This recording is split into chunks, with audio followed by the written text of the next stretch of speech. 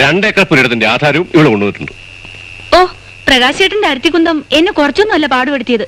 വല്ല പശയും കിട്ടുമെങ്കിൽ മോനെ അച്ഛന്റെ നെഞ്ചത്ത് തന്നെ ഒട്ടിച്ചു വെച്ചോ. നാളെ രാവിലെ വരുമെന്നായിരുന്നു എന്റെ കണക്കൂട്ടൽ. അതെങ്ങനെയാ? ഇവള് ഞങ്ങളെ ഇരുത്തി പൊറപ്പിക്കണ്ടേ? ഇന്ന് ഉച്ചയ്ക്കായിരുന്നു രജിസ്ട്രേഷൻ. 4 മണിക്ക് പുറപ്പെടുകയും ചെയ്തു. വിമാനം കണ്ട അപ്പൂപ്പ മേടിച്ചതാ.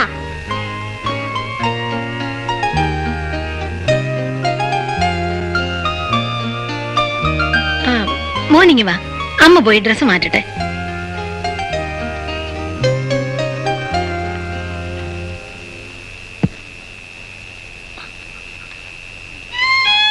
അയ്യേ, എന്താ ഇത്? ഇനി എന്നെ തനിച്ചാക്കിയിട്ട് നീ എവിടെയും പോരും. ഞാനും തീരുമാനിച്ചു. ഒരാഴ്ച ഞാൻ അനുഭവിച്ച പ്രയാസം എനിക്ക് എന്റെ പ്രകാശേട്ടനെ കാണാതെ ഒരു നിമിഷം കഴിയാൻ വയ്യ.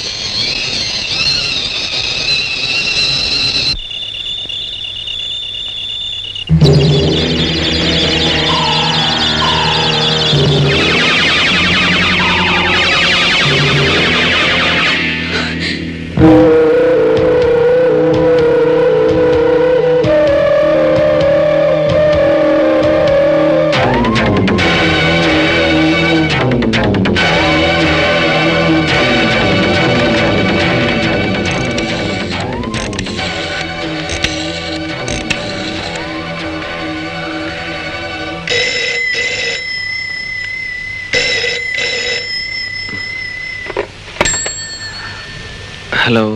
ഹലോ, ഞാൻ തന്നെയാണ്. ശല്യപ്പെടുത്താതെ നിവർത്തിയില്ല. I want you now.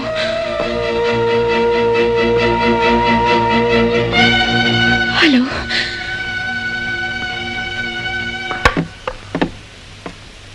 ആരാ ഈ പാതിരേക്ക്? Wrong number. ഈയിടെയായി ധാരാളം വരുന്നുണ്ട്. ഹലോ,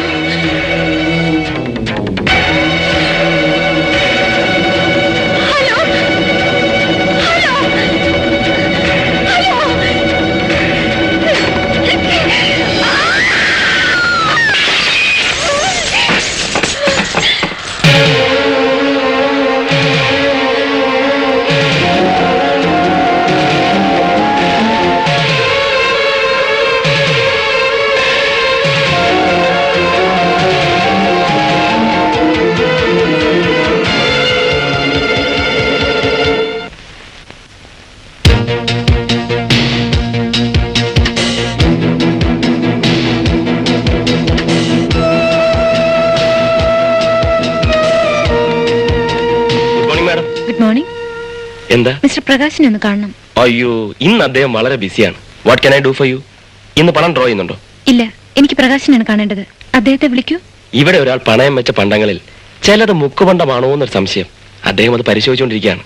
ഉപദ്രവിക്കരുതെന്ന് പ്രത്യേകം പറഞ്ഞു. എന്താ വേണ്ടത്? എനിക്ക് ലോക്കറിൽ നിന്നൊരു നെക്ലസ് എടുക്കാനുണ്ട്.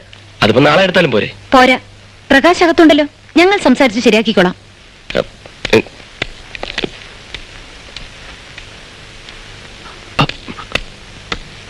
എല്ലാ മുക്കുപണ്ടങ്ങളാണോ, അതോ കുറെയെങ്കിലും സ്വർണമുണ്ടോ?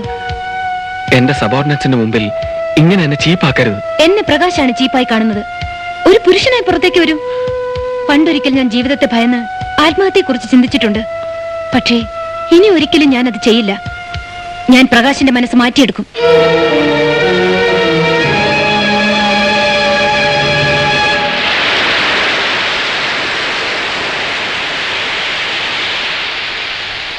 ഇത് നിസ്സാരമായ കാര്യമല്ലേ? അവളുടെ ഭാഗത്ത് നിന്നും ആദ്യത്തെ സ്റ്റെപ്പ് എടുത്തപ്പോഴേ എന്നോട് പറഞ്ഞിരുന്നെങ്കിൽ ഞാനിത് അന്നേ ഒതുക്കി കളഞ്ഞേനെ. സാരമില്ല, ഇത് ഊതി വീർപ്പിച്ച ഒരു ബലൂൺ, ഒരൊറ്റ കുത്ത്, ഡും. ആ കാര്യം ഞാൻ ഏറ്റു. പക്ഷെ കുരി ചൊറിഞ്ഞ് പുണ്ണാക്കരുത്. സുമതി എങ്ങാണോ ഇത് അറിഞ്ഞാൽ എനിക്ക് ആലോചിക്കാൻ കൂടി വയ്യ. കാര്യം ഞാൻ ഏറ്റെടുത്തു എന്ന് പറഞ്ഞു കഴിഞ്ഞു. ഈ ഒരു വിഷയത്തിലെങ്കിലും ഞാൻ സമർത്ഥനാണെന്ന് സമ്മതിച്ചാണ്. സ്ത്രീയുടെ ശരീരശാസ്ത്രവും മനഃശാസ്ത്രവും ഞാൻ ശരിക്ക് പഠിച്ചിട്ടുണ്ട്. ശാസ്ത്രീയമായ രീതിയിലുള്ള വിദ്യാഭ്യാസം 15-ാമത്തെ വയസ്സിലായി ഈ ഗെയിംസ് പഠിച്ചു തുടങ്ങി. അടുത്ത വീട്ടിൽ ഒരു ആന്റി ആയിരുന്നു ഗുരു. ആദ്യം ആന്റി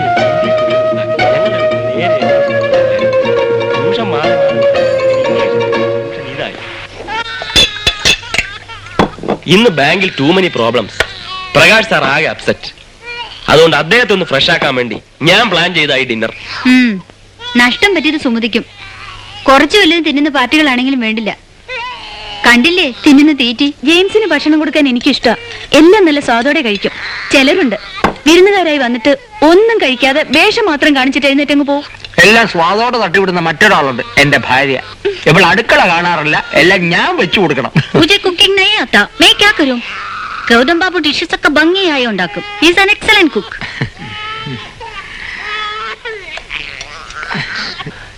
എന്തു പറ്റി? കരഞ്ഞപ്പോഴേ സംശയം ഉണ്ടായിരുന്നു, ഇപ്പോഴാ കൺഫേം ആയത്. ഇവൻ മറ്റവനെ പാസ്സാക്കി. ഞാൻ പോയി കഴിച്ചു വരാം. നോക്കല്ലോ, അച്ഛൻ കഴിത്തരാം. ഈ കാര്യങ്ങളൊക്കെ ചിത്രക്ക് ചെയ്തൂടെ? I can't touch it. ഒരു ദിവസം ഞാൻ മറിഞ്ഞു വിടങ്ങ് തൊലയും, അത് കഴിഞ്ഞ് നീ ടച്ച് ചെയ്തോളും.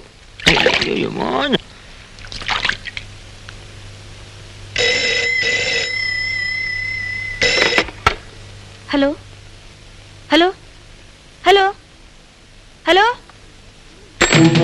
ഏതോ ഭ്രാന്തി സ്ത്രീ ഇന്ന് 4-ാമത്തെ പ്രാവശ്യം എന്റെ ശബ്ദം കേട്ടാൽ ഉടൻ കട്ട് ചെയ്യും. ജെയിംസിനും പറഞ്ഞാൽ കാണാൻ വന്നിരിക്കുന്നു. ബാങ്കിൽ നിന്നും വരികയാണെന്ന് പറഞ്ഞു.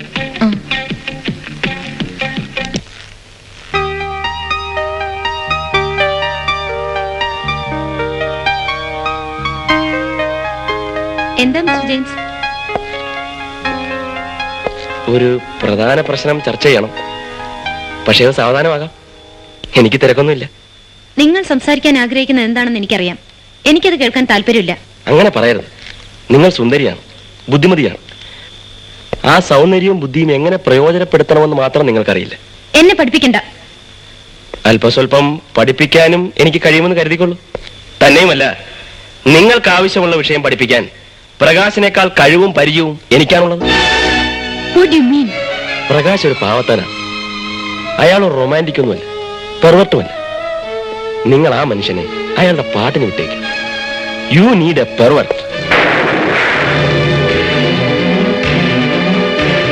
ഇതാ ഏത് രീതിയിൽ അധപ്പതിക്കാനും തയ്യാറായി ഒരുത്തം നിൽക്കുന്നു. പ്രകാശ് പോകുന്ന ഗ്യാപ്പിൽ നിങ്ങൾക്ക് എന്നെ നിയമിക്കാം.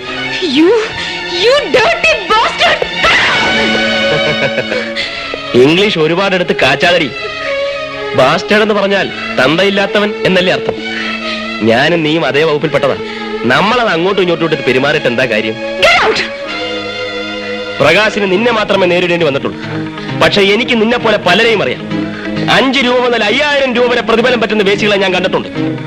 വലിയ ബംഗ്ലാവും കാറും 10 ലക്ഷം രൂപ ഫിക്സഡ് ഡിപ്പോസിറ്റും ഉള്ളതുകൊണ്ട് നീ അവരെക്കാളും ഒന്നും മേലെ ആവുന്നില്ല.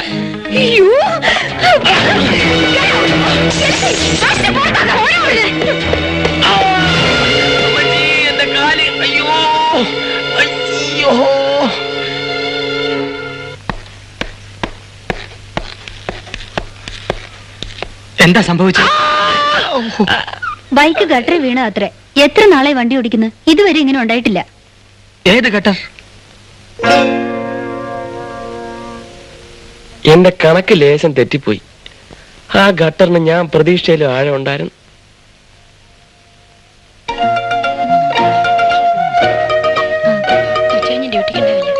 ഹോസ്പിറ്റലിലും ഗട്ടറോ? ശരി.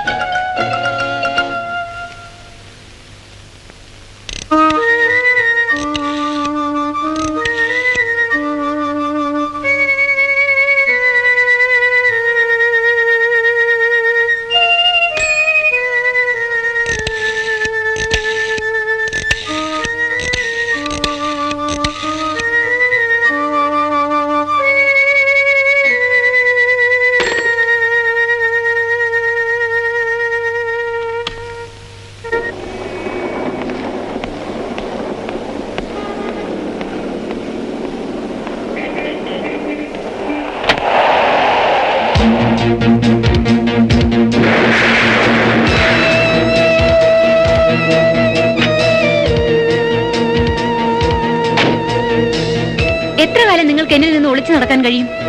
പ്രകാശ് എന്തിനിങ്ങനെ ഭീരുവാവുന്നു? ഞാൻ എന്ത് തെറ്റ് ചെയ്തിട്ടാണ് നീ എന്നെ ഇങ്ങനെ നശിപ്പിക്കുന്നത്? ഒരു യക്ഷിയെ പോലെ നീ എന്നെ ചുറ്റി വളഞ്ഞിരിക്കുകയാണ്. അതെ, ഞാൻ യക്ഷിയാണ്. ഞാൻ നിങ്ങളെ ചുറ്റി വളഞ്ഞിരിക്കുകയാണ്. ചോരയ്ക്ക് വേണ്ടിയല്ല, സ്നേഹത്തിന് വേണ്ടി. നിങ്ങളെ നശിപ്പിക്കണമെന്ന് എനിക്ക് ആഗ്രഹമില്ല. എന്നെ നശിപ്പിക്കാൻ ഞാൻ നിങ്ങളെ അനുവദിക്കുകയുമില്ല. ഞാൻ നിന്നെ ചീത്തയാക്കിയിട്ടില്ല, നീ സ്വയം ചീത്തയാകുകയായിരുന്നു. അതിന് നീ എന്നെ കരുവാക്കുകയും ചെയ്തു. ഈ ആർഗ്യുമെന്റ്സ് നമ്മൾ എങ്ങും എത്തിക്കുകയില്ല പ്രകാശ്. എന്നെ സംബന്ധിച്ചിടത്തോളം പിൻവാങ്ങൽ മരണമാണ്. എന്നിൽ 2 രേണുകമാരുണ്ട്. ഒരു രേണുകയെ മാത്രമേ പ്രകാശിന് പരിചയമുള്ളൂ. രണ്ടാമത്തെ രേണുക ഉണർന്നാൽ അവളുടെ പിടിയിൽ നിന്ന് നിങ്ങളുടെ ഭാര്യയും മകനും രക്ഷപ്പെടുമെന്ന് കരുതണ്ട. എന്റെ സുമതി ഉണ്ണിയും നിന്നോട് എന്ത് തെറ്റ് ചെയ്തു? നിനക്ക് എന്തിനാണ് അവരോട് ഈ പക? അവരെ സ്നേഹിക്കുന്ന പോലെ പ്രകാശ് എന്നെയും സ്നേഹിക്കൂ. ഞാനൊരു പൂച്ചയെ പോലെ എന്റെ കിടപ്പറയുടെ മൂലയിൽ ഒതുങ്ങിക്കോളാം. ഇല്ലെങ്കിൽ മരണം വരെ നിങ്ങൾക്ക് അവരെ ഓർത്ത് കരയേണ്ടി വരും.